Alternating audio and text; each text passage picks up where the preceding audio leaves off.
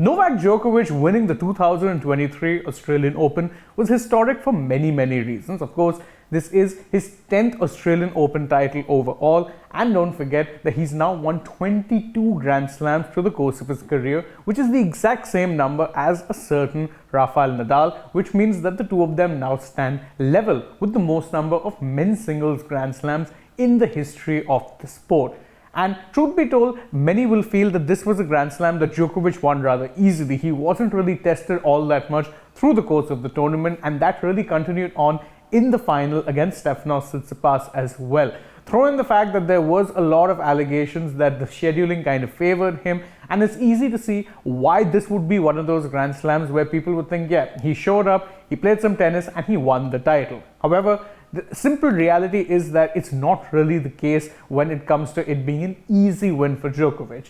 Djokovic had to actually overcome a lot to end up on the winning, on the top of the podium in Australia, because, well, quite frankly, there was a lot that was going on off the field, particularly, that could have served as a major distraction for mere mortals. But Djokovic has proved at this point that as far as the sport of tennis goes, he's not any mere mortal. So let's just quickly take a look at why exactly it is that when we look back upon this particular Grand Slam victory over the course of time, that the 2023 Australian Open victory for Djokovic will be remembered as one of his finest. That is because he had to overcome a lot to actually get there. One of the first things that he had to overcome, and this is something that we've talked about a lot in the past, is the 2022 vaccine controversy. Now, there's a lot that has been said about this at this point, so let's not dwell too much on it. But the simple fact of the matter is that he arrived in Australia with a vaccine exemption because he had, of course, not been vaccinated for COVID-19. And when he arrived, the exemption that he had was declared null and void.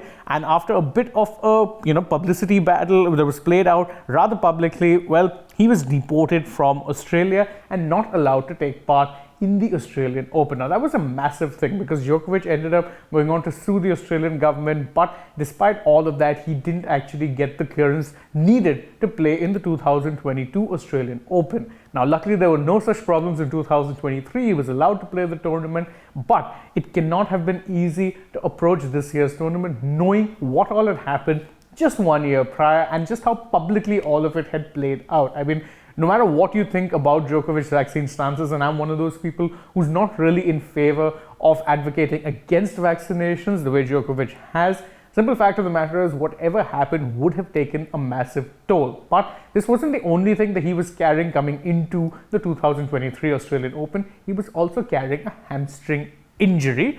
Now, remember that there was some news before the Australian Open itself began that he had been taking things easy in practice, and he himself admitted it that, look, my hamstring is not really looking that great. I've been trying to ease off in practice, and I'm actually looking to, go into the tournament with some, with less mileage on my body. So I'm not going to be practicing too much. So he arrived in Australia with an injury, and it was a hamstring that, truth be told, needed some management. However, with Djokovic, the injury was naturally questioned, and in fact, this did happen during the course of the tournament where people said perhaps the injury wasn't as bad as he was making it out to be, but as has now been revealed, the injury really was bad. And the simple fact of the matter is that he soldiered on through that injury in the quest to make history, and for that, he deserves all of the respect in the world because, quite frankly, he was making things look rather easy despite not being anywhere close to his fittest. One can only imagine just at what level he'll be playing at once his body is fully healed and Djokovic is fully match fit. But as I said, with Djokovic, controversies can never be too far behind, and he found himself embroiled in yet another controversy during this tournament. And this time, though, it had absolutely nothing to do with him directly.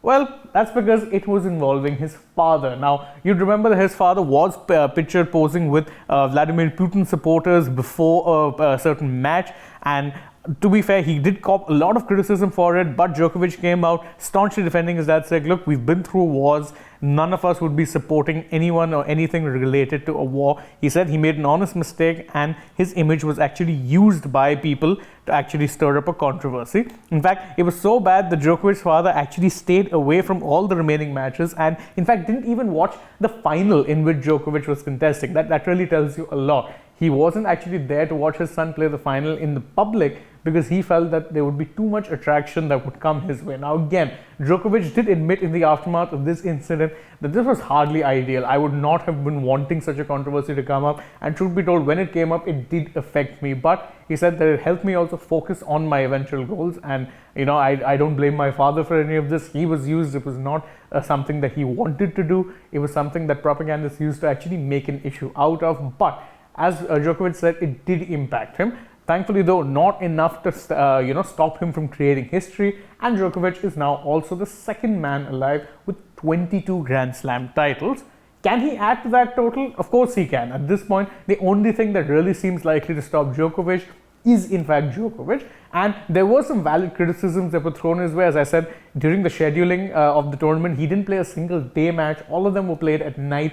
The main reason for this, of course, was broadcasting. Remember, the Australian Open was a Grand Slam that was really devoid of star power, and they really needed one of their most marketable players, and that, of course, being Djokovic, up there in the primetime TV slots to hopefully get some better viewership. So that was one of the reasons. Of course, him not being able to play during the day definitely gave him an advantage, but that's always the way it has been in the sport of tennis. Nothing new and nothing preferential only for Djokovic. We've seen the likes of Federer and Nadal in the past get similar treatment. So while there are some valid criticisms, what cannot be criticized is the physical and mental strength off the mat, because he overcame a lot to actually get this title. And at this point, he really does seem to be the man to beat going into the 2023 season. Don't forget, there's ATP tours coming up, there's the French Open, Wimbledon, and of course the US Open all to come. It really remains to see who exactly it is can knock him off the pedestal, if anyone at all. And one of the reasons for that is not just that his tennis remains ace, but that mentally he remains hard to break down. But